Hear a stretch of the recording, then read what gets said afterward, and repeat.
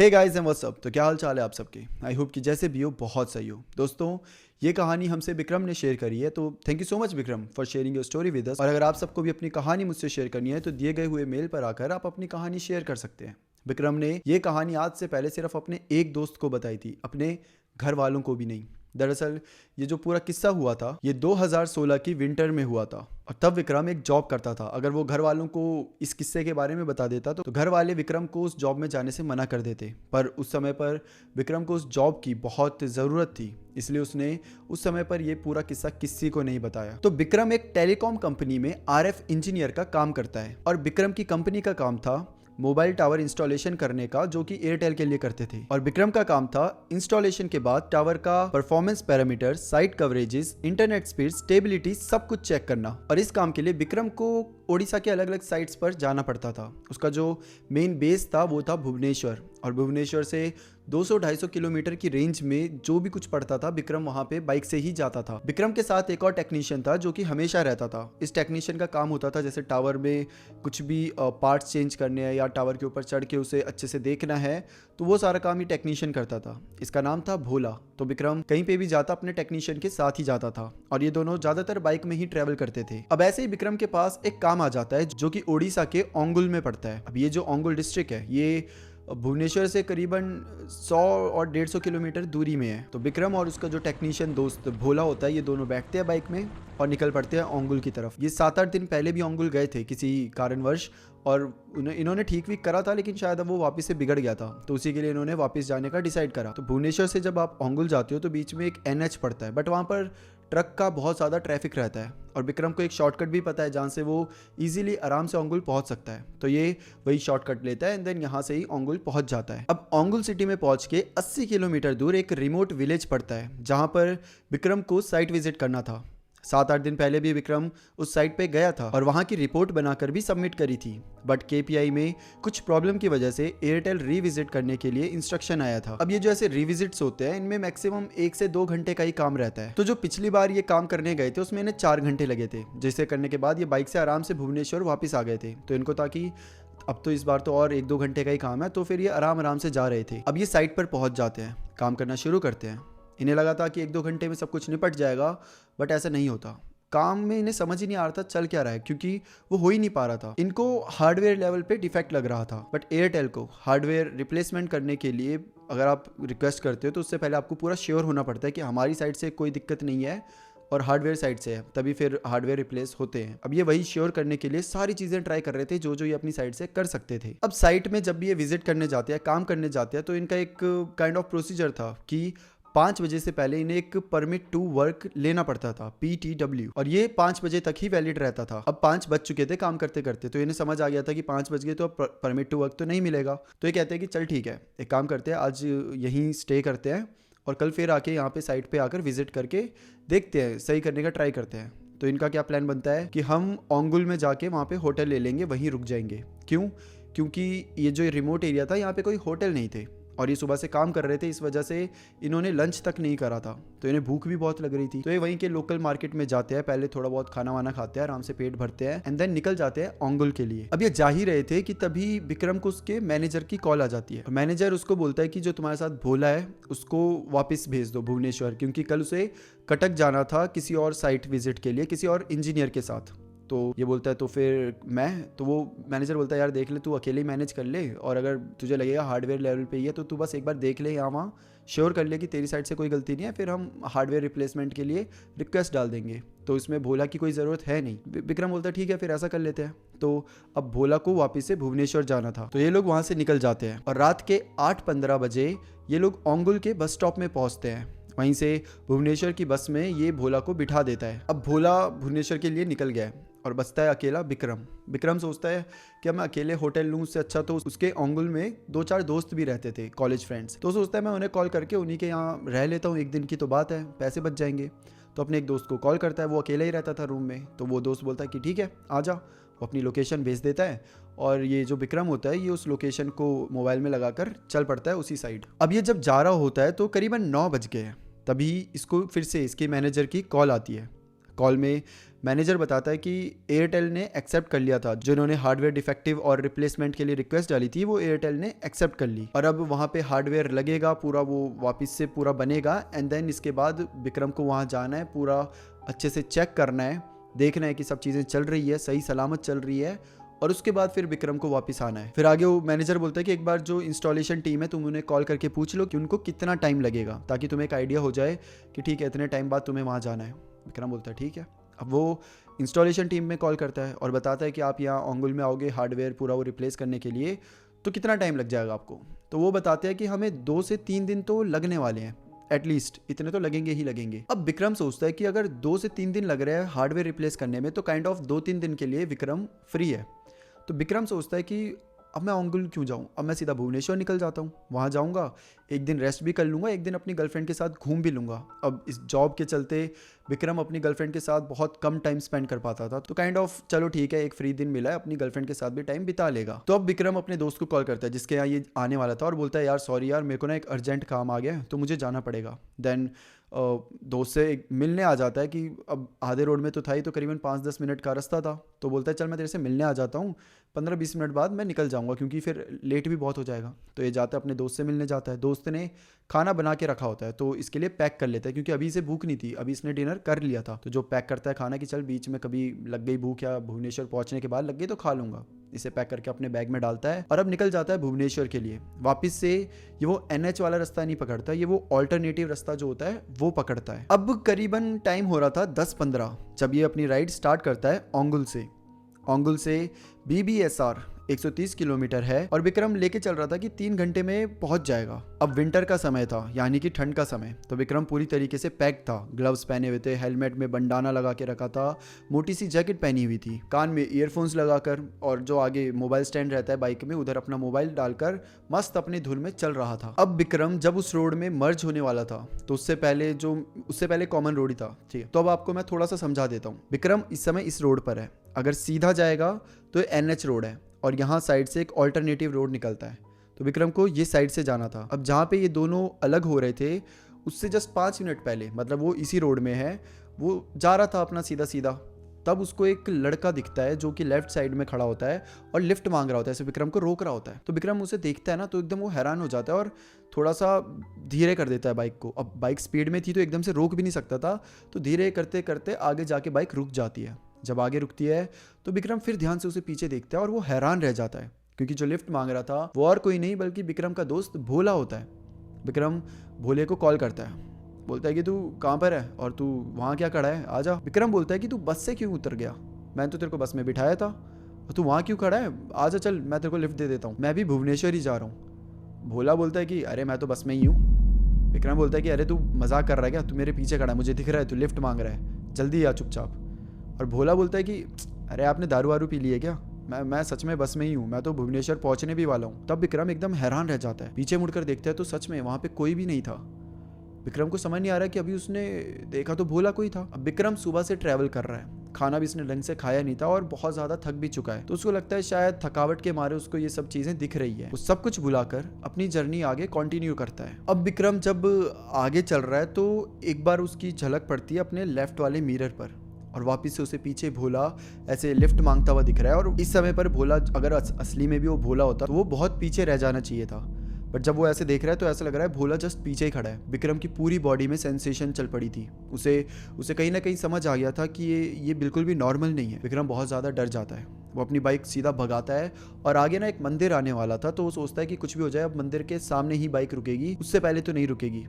But पता नहीं क्यों विक्रम चले जा रहा है, बाइक को भगाए जा रहा है, बट वो मंदिर आ ही नहीं रहा।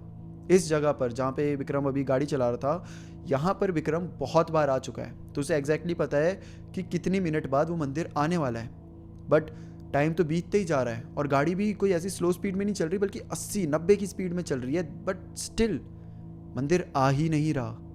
विक्रम के इतने ठंड में भी पसीने निकलने लगे थे। उसे समझ आ रहा था कि कुछ तो गलत हो रहा है। अब विक्रम इस साइड थोड़ा सा पॉजिटिव सोचने की कोशिश करता है। विक्रम सोचता है कि शायद ठंड बहुत ज़्यादा है, फॉग इतनी ज़्यादा है, मैं वैसे ही इतनी स्पीड में चल रहा हूँ, अंधेरा बहुत है, तो मुझसे कहीं ना कहीं मिस हो गया होगा, मंदिर आया होगा बट मैंने देखा नहीं होगा। अब विक्रम चला ही रहा था कि तभी उसे ना एक साउंड आता है उसके लेफ्ट वाले ईयर में, और ये साउंड ऐसा आ रहा था कि बगल में जंगल है और ऐसा लग रहा है इसे जंगल से कोई भाग रहा है, सेम विक्रम की स्पीड को मैच करते हुए। विक्रम जैसे लेफ्ट साइड देखता है, सामने एक गड्ढा होता है जिसमें सीधा उसकी बाइक जाती है और उस गड्ढे की वजह से बाइक बहुत ज़्यादा डिसबैलेंस हो जाती है। बहुत तेज़ी से, बहुत गंदे तरीके से विक्रम ज़मीन में गिरने वाला था, बट वो कैसे कैसे करके पूरी बाइक को संभाल लेता है। अब बाइक गिरने से तो बच जाती है, बट यहाँ पर बाइक बंद हो जाती है, उसका इंजन बंद हो जाता है, लेकिन लाइट जो थी वो अभी भी जल रही थी। अब यहाँ पर बाइक तो बंद हो गई थी, बट बाइक की लाइट, इंजन चल रहा था। अब विक्रम की जो बाइक थी वो थी यामाहा FZS। अब ऐसे होने पर विक्रम बाइक को ऑफ करता है। नॉर्मली जब आप बाइक को ऑफ करो और देन ऑन करो तो बाइक स्टार्ट हो जाती है, बट उस रात बाइक स्टार्ट ही नहीं हो रही थी। ऐसा लग रहा था कि बैटरी डाउन हो गई थी, बट विक्रम अभी उतनी स्पीड से ड्राइव करके आया और बैटरी डाउन कैसे हो सकती है कि सोच के वो पूरी तरीके से स्ट्रेस में आ गया था। वो बाइक में किक भी नहीं थी, सिर्फ सेल्फ स्टार्ट का ही ऑप्शन था, और जब वो सेल्फ स्टार्ट कर रहा था तो बाइक स्टार्ट हो ही नहीं रही थी। अब विक्रम पे सिर्फ एक ऑप्शन बचा था, बाइक को पुश करके गियर डालकर स्टार्ट करना। बट अकेले ये चीज़ करना थोड़ा सा मुश्किल है, बट स्टिल विक्रम ने ट्राई करा। वो बाइक को धक्का देता है और गियर डालने की कोशिश करता है, और ये 2-4 बार करता है, लेकिन बाइक स्टार्ट ही नहीं होती। और इतना धक्के देने की वजह से विक्रम बहुत ज़्यादा वीक फील कर रहा था, बहुत टायर्ड फील कर रहा था। तभी विक्रम को साइड से किसी के चलने की आवाज़ आती है। विक्रम अपने मोबाइल की फ्लैश लाइट ऑन करके देखता है, बट साइड में कोई भी नहीं होता, और तब ऐसा लगता है उसके कानों में किसी की आवाज़ आई। विक्रम बहुत ज़्यादा डर जाता है। वो वापस से भागकर पुश करता है, बाइक को धक्का देता है और फिर गियर डालने की स्टार्ट कर रहा है। वो बस कैसे भी करके बाइक को स्टार्ट करने की कोशिश कर रहा है, 1 बार, फिर 2 बार, फिर 3 बार, ऐसे करते करते, लेकिन बाइक स्टार्ट ही नहीं हो रही है। तभी विक्रम के कान में एक लो पिच्ड आवाज़ में कुछ सुनाई देता है, और जो सुनाई देता है वो होता है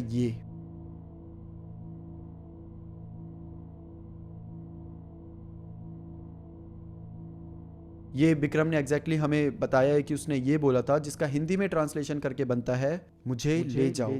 ये आवाज़ इतनी हल्की और इतनी क्लियर थी जैसे कि सही में विक्रम के पास आकर किसी लड़की ने कुछ तो बोला है, और वो बस यही बोल रही है कि मुझे ले जाओ।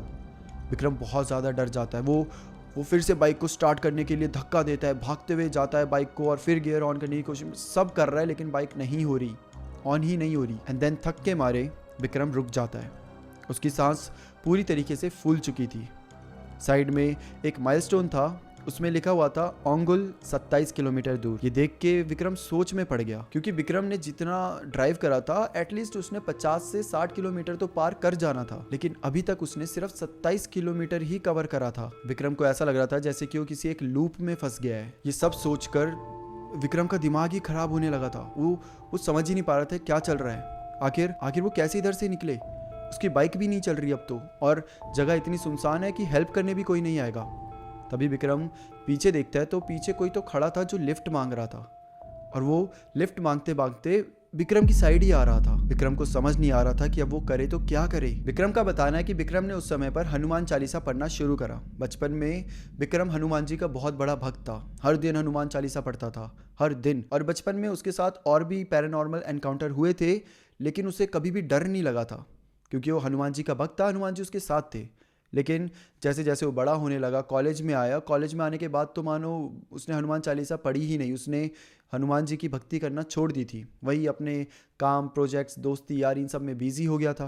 और तब से लेकर आज तक उसकी लाइफ ऐसी चलती आ रही है। बट अब उसे वापस से याद आती है हनुमान जी की, और हनुमान चालीसा पढ़ना शुरू करता है। लेकिन 2 लाइन बोलने के बाद वो आगे भूल जाता। जहाँ बचपन में वो ऐसे करके पूरी हनुमान चालीसा पढ़ता था, अब उससे 2 लाइन से आगे बढ़ा ही नहीं जा रहा। विक्रम कांपते हुए हाथों से अपना फ़ोन निकालता है, उसमें हनुमान चालीसा लिरिक्स डालता है, एंड देन लिरिक्स पढ़ते पढ़ते वो पूरी हनुमान चालीसा पढ़ता है। अब विक्रम को ऐसा लग रहा था जैसे कि कोई तो उसके 10-15 फीट की दूरी में खड़ा है, कोई जो कि बहुत बड़ा भी था और बहुत अजीब सा, भयानक सा भी। उसकी आवाज़ तक विक्रम को सुनाई दे रही थी, लेकिन विक्रम सब चीज़ें छोड़कर बस अपने फ़ोन पे फोकस करके हनुमान चालीसा पढ़े जा रहा था। उसको अपनी साइड आई से दिख भी रहा था, बट वो पूरी तरीके से बस अपने फ़ोन को ऐसे करके फोकस करके सिर्फ उसी को पढ़ाई जा रहा था। 10-15 बार हनुमान चालीसा पढ़ने के बाद विक्रम का दिमाग, पता नहीं कैसे, अभी तक उसका दिमाग चल नहीं रहा था या ब्रेन फेड हो गया था, पता नहीं क्या हुआ था, बट एकदम से ये जब हनुमान चालीसा पढ़ने के बाद विक्रम को याद आता है कि उसने एक रैंडम वीडियो देखा था। उसमें एक रैंडम आदमी ने बताया था कि बाइक को 3rd गियर में डाल के रियर व्हील को फुल फोर्स से घुमाने पर बाइक स्टार्ट हो जाती है। अब जितने भी यार राइडर है या फिर बाइक के बारे में जितना बहुत ज़्यादा नॉलेज है, वो कमेंट्स में मुझे कंफर्म करके बता सकते हैं, क्योंकि मुझे बाइक के बारे में इतना नॉलेज नहीं है। तो क्या होता है कि वो थर्ड गियर में डालता है और अपनी पूरी जान लगाकर हनुमान जी का नाम लेकर वो टायर को घुमाना शुरू कर देता है। एंड देन जो बाइक होती है वो स्टार्ट हो जाती है। विक्रम अपने हाथ जोड़कर बोलता है, हनुमान जी रक्षा करो, प्लीज़ प्लीज़ मेरी रक्षा करो, मुझे सही सलामत मेरे घर पहुंचा दो। और अपनी बाइक में बैठता है और बाइक भगाना शुरू करता है। अब बाइक चल रही है, बहुत स्पीड चल रही है, और जब वो मिरर में देखता है तो पीछे कोई तो खड़ा था, तो पीछे कोई खड़ा हुआ अभी भी दिख रहा था। बाइक वो स्पीड से चला रहा है एंड देन वो मंदिर आ जाता है जिसको विक्रम शायद बहुत पहले से ढूंढ रहा था। मंदिर अब बंद था, लेकिन फिर भी जब वो मंदिर के पास रुकता है और अपने दाएं बाएं हर जगह देखता है तो उसे कोई नहीं दिखाई देता। विक्रम फाइनली थोड़ी सी राहत की सांस लेता है। मोबाइल निकाल कर देखता है तो मोबाइल पर 24 मिस कॉल पड़ी हुई थी।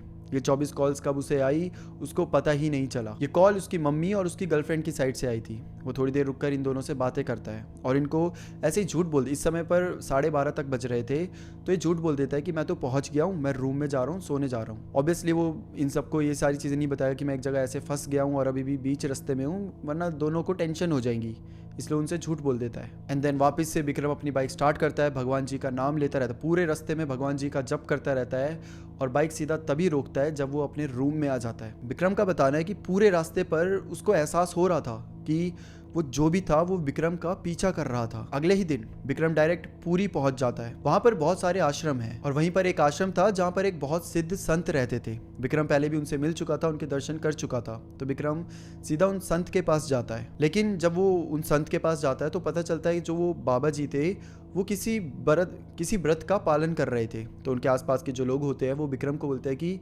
शाम से पहले बाबा जी कुछ बोलेंगे नहीं। विक्रम शाम तक बाबा जी का ही वेट करता है। अब विक्रम को दर्शन तो करने ही थे, बाबा जी से कैसे भी करके बात करनी थी, क्योंकि उसे समझ नहीं आ रहा था कि जो भी उसके साथ हुआ वो क्या हुआ और क्या आगे भी उसके साथ ऐसा कुछ हो सकता है। अब शाम हो जाती है, वहाँ पर एक पूजा होती है पूरी, और पूजा के बाद बाबा जी का फाइनली जो वो व्रत था वो टूटता है। खाना वाना खाने के बाद जो बाबा जी के आसपास के लोग थे वो बाबा जी को विक्रम के बारे में बताते हैं कि एक लड़का है सुबह से आपका इंतज़ार कर रहा है। तो बाबा जी बोलते हैं बुलाओ उसको। विक्रम को बुलाया जाता है। विक्रम बाबा जी के सामने बैठ जाता है और सारी बातें बताता है। बाबा जी पूरी बातें आराम से सुनते हैं और फिर बताते हैं कि जब तू उस जगह गया था, उस गांव में जब वो गया था, तो वहाँ पे तूने एक स्पिरिट को ट्रिगर कर दिया था। आगे विक्रम ने बताया कि वो स्पिरिट इसको हार्म इसलिए नहीं कर पाई क्योंकि ये ब्राह्मण था, जनेऊ पहनता था और उस समय पर भगवान जी को याद कर रहा था, उनका नाम ले रहा था। बाबा जी बताते हैं कि अभी यहाँ पर पूजा होगी तो तुम भी उस पूजा में शामिल हो जाना, पूरी पूजा को अच्छे से वहाँ पे अटेंड करना, जिससे तुम्हारे अंदर की जो नेगेटिव एनर्जी है उससे तुमको मुक्ति मिल जाएगी। और पूजा के बाद कल सुबह होते ही पंच तीर्थ, मतलब कि पूरी जहाँ पर विक्रम गया था वहाँ पर 5 ऐसी जगह है जो कि काफ़ी शुभ मानी जाती है, वहाँ पर जाके स्नान करना है और उसके साथ साथ नरेंद्र सरोवर में भी जाकर स्नान करना है। और ये 6 जगह जाकर स्नान करने के बाद प्रभु जगन्नाथ के दर्शन करने हैं और उसके बाद सब कुछ ठीक हो जाएगा। विक्रम ऐसा ही करता है, सुबह उठते ही पहले वो पंच तीर्थ में जाता है, स्नान करता है और फिर उसके बाद नरेंद्र सरोवर में जाकर स्नान करता है और फिर उसके बाद प्रभु जगन्नाथ जी के दर्शन करता है। और विक्रम का बताना है कि उस दिन के बाद सब कुछ ठीक हुआ। उसके अगले 4 साल तक विक्रम उसी रोड से ट्रैवल भी करता रहा, कभी इधर जाने के लिए कभी उधर जाने के लिए वो उसी रोड से ट्रैवल करता, उसे वो मंदिर भी दिखता और याद भी आता कि यहाँ पर कुछ ऐसा हुआ था। लेकिन जगन्नाथ जी के दर्शन करने के बाद उसके साथ कुछ भी बुरा नहीं हुआ और अब तो विक्रम के लिए नॉर्मल है, वो उस रोड से जाता भी है तो उसको ऐसा लगता है कि हाँ ठीक है, कोई बात नहीं था, कुछ लग गया था, अब चला गया है। तो ये थी दोस्तों विक्रम की कहानी जो उसने हमसे शेयर करी है। Thank you so much again for sharing your story. और अगर आप सबको भी अपनी कहानी मुझसे शेयर करनी है तो आप दिए गए हुए मेल पर आकर अपनी कहानी शेयर कर सकते हैं। That's it for today. फिर मिलते हैं किसी और टॉपिक के साथ, तब तक के लिए bye bye and take care.